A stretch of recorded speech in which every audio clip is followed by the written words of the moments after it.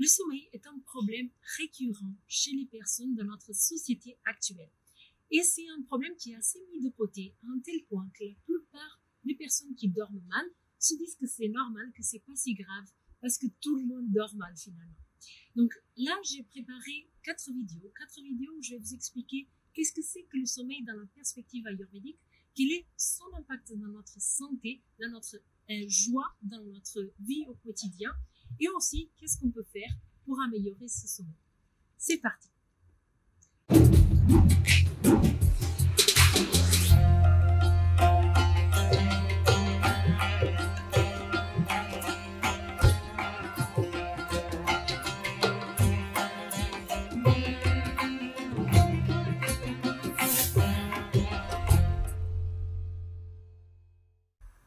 Alors, dans cette première vidéo, je voudrais vous partager quelle est la définition, si on peut dire comme ça, du sommeil selon l'Ayurveda.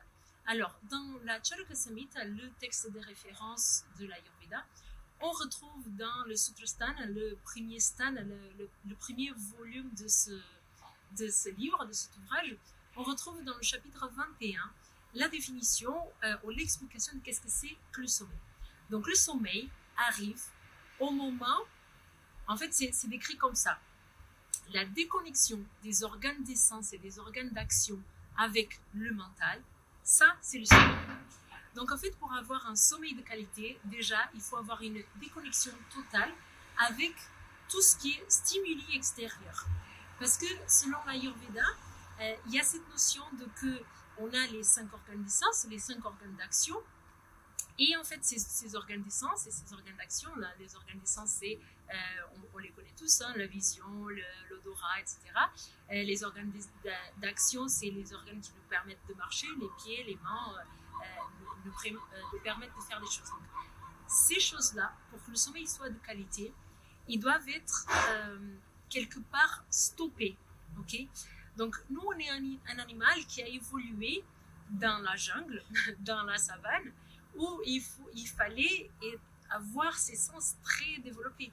Parce qu'au moindre bruit, il fallait être réveillé pour pouvoir se protéger, soit pour lutter, soit pour se protéger d'une bête qui veut nous attaquer.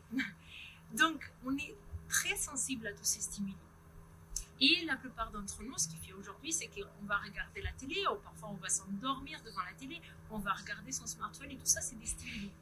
Et donc, comme il s'est décrit dans la Charaka Samhita qu'il faut que pour que le sommeil de qualité, pour que le sommeil il arrive, il faut cette déconnexion des organes d'essence. On n'est pas en train d'agir pour notre sommeil quand on agit comme ça, quand on regarde la télé ou quand on est en train de donner des stimuli en plus à nos sens. Okay? Donc voilà, dans cette vidéo, je voudrais vous partager qu'est-ce que c'est que le sommeil, mais aussi je voudrais vous dire quels sont les effets de ce sommeil dans la personne. Donc, dans des traits assez bruts, parce qu'en Ayurveda, on parle toujours des gunas, donc c'est les attributs qu'on va regarder dans la vie pour pouvoir étudier le corps et la vie en général. Donc, on étudie que le sommeil, un bon sommeil, des heures de sommeil, ils vont créer une certaine onctuosité, de oliosité ou de l'humidité dans le corps. Okay? Une humidité qui est normale et qu'on a besoin pour que l'organisme fonctionne bien. Si le sommeil est de trop, on va créer trop d'oliosité ou trop d'humidité. Okay? Si le sommeil il est trop peu, on va avoir trop de sécheresse. Donc si le sommeil il est en excès, il va augmenter le dosha kapha. Si le sommeil il est pas assez, il va augmenter le dosha vata. Okay? Donc ça, pour les doshas, pour les personnes qui ne connaissent pas trop l'Ayurveda et que les doshas ne vous parlent pas, je vous invite à faire le quiz qui est en descriptif de la vidéo. Vous allez comprendre mieux qu'est-ce que c'est tous ces doshas. Okay? Donc une fois qu'on a compris ça, il faut aller au-delà. L'Ayurveda nous explique quels sont les effets concrètement d'un bon sommeil qui n'est ni trop, ni de trop, ni assez, ni trop peu, pardon, qui est de qualité, donc qui est profond, etc. On a des effets. Donc là, je vais vous lire parce que je ne sais pas de mémoire. Donc je me suis préparé une petite fiche pour vous le dire. Donc, encore une fois, dans la Charaka Samhita, Sutra Sthana, chapitre 21, on a très clairement dit que selon que le sommeil il soit de qualité ou pas, on va avoir la joie ou la tristesse, on va avoir la nutrition ou l'émincissement, on va avoir du vigueur ou de la force ou de la faiblesse, on va avoir de la virilité ou de la stérilité, on va avoir de la connaissance ou de l'ignorance, on va avoir la vie ou la mort. Okay? Ça, c'est très clairement dit dans les textes. Et donc, je voudrais vous partager ça, parce qu'aujourd'hui, il y a beaucoup de personnes qui souffrent de tristesse, ils souffrent de cette chose, elles ne sont pas heureuses.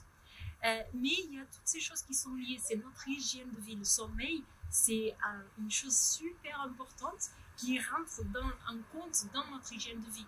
Donc, je vous parle beaucoup d'alimentation, mais le sommeil, il n'est pas moins important. Le sommeil, il est vraiment fondamental. L'alimentation et le sommeil sont liés. C'est le sujet d'une des vidéos que je vous ai préparées sur le sommeil. Mais ce que je voudrais partager dans cette vidéo, c'est que la joie, elle est directement associée à la qualité de votre sommeil. Si vous ne dormez pas bien, si vous n'avez pas des bonnes nuits de sommeil, vous ne pouvez pas être en pleine forme et vous ne pouvez pas être pleinement épanoui dans votre joie. Ok? J'espère que cette vidéo vous a plu. Et je vous dis à la prochaine vidéo, dans la semaine prochaine, où je vais vous parler un petit peu un peu plus sur le sommeil. On va parler déjà de combien d'heures on doit dormir et on va essayer de l'adapter aux besoins de chacun parce qu'on est tous différents. Je vous souhaite une bonne journée et je vous dis à la prochaine vidéo.